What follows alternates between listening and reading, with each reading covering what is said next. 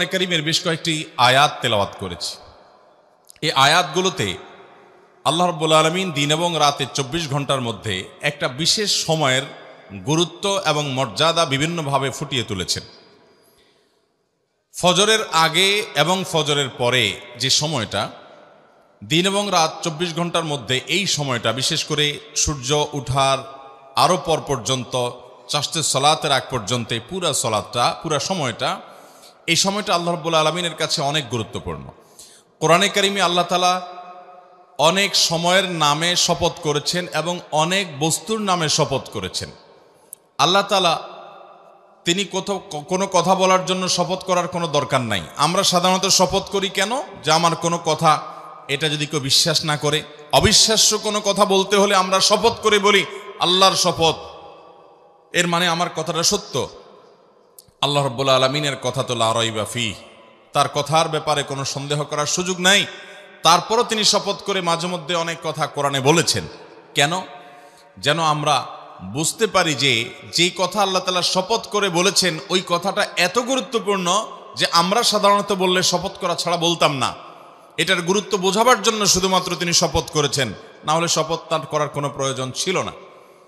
দ্বিতীয়ত, আল্লাহ তাআলা যে বস্তুর নামে, তার যে সৃষ্টির নামে শপথ করেন, ওই সৃষ্টিটারও বিশেষ মর্যাদা তার কাছে আছে। এটি প্রমাণিত হয় ওই বস্তুর নামে শপথ করার মাধ্যমে। কারণ আল্লাহ তাআলা ওই বস্তুর নামে শপথ করা মানে হলো সেই বস্তুর বড়ত্ব আল্লাহ রাব্বুল আলামিন প্রমাণ করতে চাইছেন যে ওটা বিশেষ গুরুত্ব আছে, এজন্য তার নাম ধরে আল্লাহ তাআলা শপথ করছেন। কিন্তু আল্লাহ ছাড়া আর কারোর জন্য, অর্থাৎ আমাদের জন্য শপথ করতে হলে আল্লাহ ছাড়া আর কারোর নামে, কোনো ব্যক্তি বা কোনো বস্তুর নামে শপথ করা জায়েজ নাই। নবী করিম সাল্লাল্লাহু আলাইহি ওয়াসাল্লাম বলেছেন, মান আরাদা আন ইয়াহলিফা ফালইয়াহলিফ বিল্লাহি আও লিয়াসমুত। যে ব্যক্তি শপথ করতে চায়, যে ব্যক্তি কসম কাটতে চায়, সে আল্লাহর নামে কসম করবে, আর না হলে চুপ থাকবে। আল্লাহ ছাড়া কারোর অন্য কিছুর নামে শপথ করবে। আমাদের দেশে তো অনেক আইটেমের শপথ আছে। যারা গাড়ি চালায় তারা স্টিয়ারিং হুইল ছুঁয়ে শপথ করে, আছে না নাই? স্টিয়ারিং হুইল ছুঁয়ে শপথ করে না? আবার যারা দোকানদার, অনেক দোকানদার আছে ক্যাশ বাক্স ছুঁয়ে শপথ করে, আছে কি না? অনেকে আছে নিজের সন্তানের মাথা ছুঁয়ে শপথ করে, আছে না নাই? অনেকে আছে নিজের মাথা ছুঁয়ে শপথ করে, অনেকে আছে দেশের মাটি ছুঁয়ে শপথ করে। এরকম বহু তালের শপথ আমাদের দেশে আছে না নাই? অথচ এগুলোর কোনোটাই কোরআন এবং হাদিসের আলোকে বিশুদ্ধ কোনো শপথ নয়, এগুলো নিষিদ্ধ। শপথ শুধুমাত্র হবে কার নামে? আল্লাহর নামে। আল্লাহ রাব্বুল আলামিন তার বিভিন্ন সৃষ্টির নামে শপথ করেছেন, সেটি একমাত্র আল্লাহর জন্য, আল্লাহর বিষয়। কিন্তু আল্লাহ নিজেই বিধান দিয়েছেন আমাদেরকে তার নবীর মাধ্যমে যে আল্লাহ ছাড়া কারোর নামে আমরা শপথ করব। আল্লাহ রাব্বুল আলামিন কোরআনে কারীমের বেশ কয়েকটি জায়গায় সকালের সময়টার নামে শপথ করেছেন, অনেক জায়গায়। আপনি অবাক হবেন, কোরআনে কারীমের এক দুই জায়গা নয়, বেশ অনেকগুলো জায়গায় আল্লাহ রাব্বুল আলামিন এই একটি সৃষ্টির নামে শপথ করেছেন। অন্য কোনো বিষয় এরকম সচরাচর পাওয়া যায় না যে গোটা কোরআন জুড়ে আল্লাহ রাব্বুল আলামিন এই একটি বিষয়ের নামে অনেক জায়গায় শপথ করেছেন, এরকমটি পাওয়া যায় না। কিন্তু সকালবেলার যে সময়টা, ভোরবেলার যে সময়টা, এই সকালের সময়টা, এটা এত গুরুত্বপূর্ণ আল্লাহর কাছে যে আল্লাহ তাআলা কোরআনে কারীমে বিভিন্ন জায়গায়, বিভিন্নভাবে, বিভিন্নবার এই টাইমটার নাম ধরে শপথ করেছেন। তার মানে এই টাইমটার বিশেষ গুরুত্ব আল্লাহ তাআলার কাছে আছে। কোথাও আল্লাহ তাআলা বলেছেন ওয়াস-সুবহি ইযা তানাফাস, সকালের শপথ, যখন সে সকাল বিকশিত হয়, উদ্ভাসিত হয়, আস্তে আস্তে আলোকিত হতে হতে দিনের দিকে পরিপূর্ণভাবে চলে যায়, সেই সকালের শপথ, অর্থাৎ দিনের প্রথম অংশের শপথ। আল্লাহ বলেছেন অন্য জায়গায় শপথ করে ওয়াল ফাজর, ফজরের শপথ, ভোরের শপথ। অন্য জায়গায় আল্লাহ বলেছেন ওয়াসাব্বিহুহু বুকরাতাও ওয়া আসীলা, তোমরা তাসবিহ বর্ণনা করো, পবিত্রতা বর্ণনা করো আল্লাহ রাব্বুল আলামিনের সকালে এবং সন্ধ্যায়। এই যে সকালে তাসবিহ বর্ণনা করা আল্লাহ নির্দেশ করেছেন। অন্য জায়গায় আল্লাহ বলেছেন ওয়াসাব্বিহ বিহামদি রাব্বিকা বিল আশিয়্যি ওয়াল ইবকার, আর তুমি তোমার রবের প্রশংসা মাখা তাসবিহ এটা বর্ণনা করো সন্ধ্যা এবং সকালে। সকাল এবং সন্ধ্যা অর্থাৎ দিনের শুরু এবং দিনের শেষ বা রাতের শুরু, এই সময়গুলো আল্লাহর কাছে অতীব গুরুত্বপূর্ণ। এর ভিতরে বিশেষভাবে গুরুত্বপূর্ণ হলো সকালের সময়টা।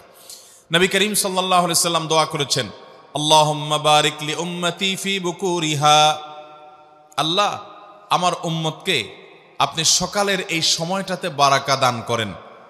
নবী সাল্লাল্লাহু আলাইহি সাল্লাম নিজে বরকতের দোয়া করেছেন আমাদের জন্য কোন সময়ে? সকালের সময়।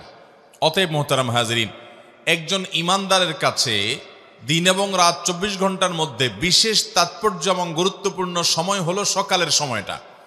এজন্য এই সকালের সময়টাতে আল্লাহ রাব্বুল আলামিন আমাদেরকে অনেকগুলো কর্মসূচি দিয়েছেন, অনেকগুলো ডিউটি ইসলামে দেওয়া হয়েছে।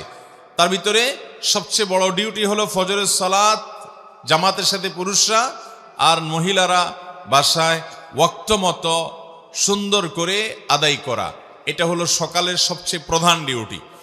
অথচ সকালের এই আমলটা আমাদের সমাজে বেশিরভাগ মুসলমানদের জানা করাটা কঠিন হয়ে যায়, ঠিক কিনা বলেন?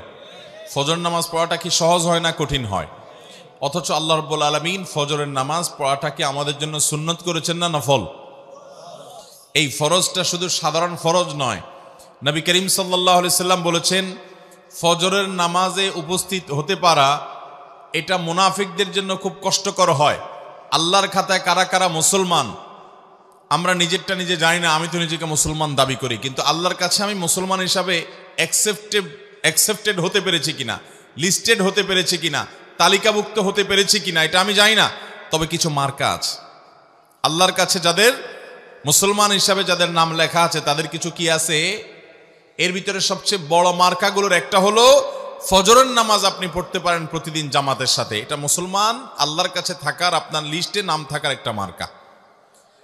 আর যাদের ফজর নামাজ জামাতের সাথে পড়া হয় না, এটা তারা পারেন না, চেষ্টা করেও হয় না, তারা মাহরুম, তারা বঞ্চিত, তারা কপাল পড়া যে ফজর নামাজ তারা জামাতের সাথে আদায় করতে পারেন না, এই লোকগুলো মুনাফিকের মার্কা তাদের মধ্যে আছে। তাদের ইস্তেগফার করে দ্রুততার সাথে নিজেকে পরিবর্তন করার সংকল্প করতে হবে। তাহলে ফজর নামাজ জামাতের সাথে পড়বো তো ইনশাআল্লাহ। নবী করিম সাল্লাল্লাহু আলাইহি সাল্লাম বলেছেন, ফজরের সালাত আদায় করার জন্য যারা আলো আধারের মধ্যে বাসাবাড়ি থেকে বের হয়ে চলে যায়, আল্লাহ রাব্বুল আলামিন কিয়ামতের ময়দানে ভয়াবহ অন্ধকারের শাস্তি হবে একটা পিরিয়ডে।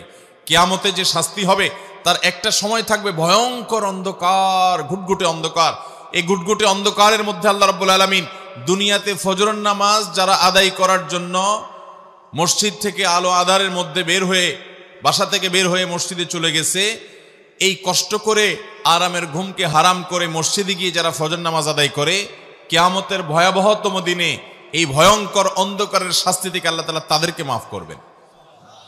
তারা আলো পাবে সেদিন, তাদেরকে আল্লাহ তাআলা অন্ধকারে রাখবেন না। এই জন্য ফজর নামাজ আদায় করবো তো ইনশাআল্লাহ। এটা ইমানদারের মার্কা, মুসলমানের মার্কা। আর ফজর নামাজ পড়তে না পারা এটা মুনাফিকের মার্কা। অতএব মুনাফিকের এই মার্কা পরিহার করবো তো ইনশাআল্লাহ।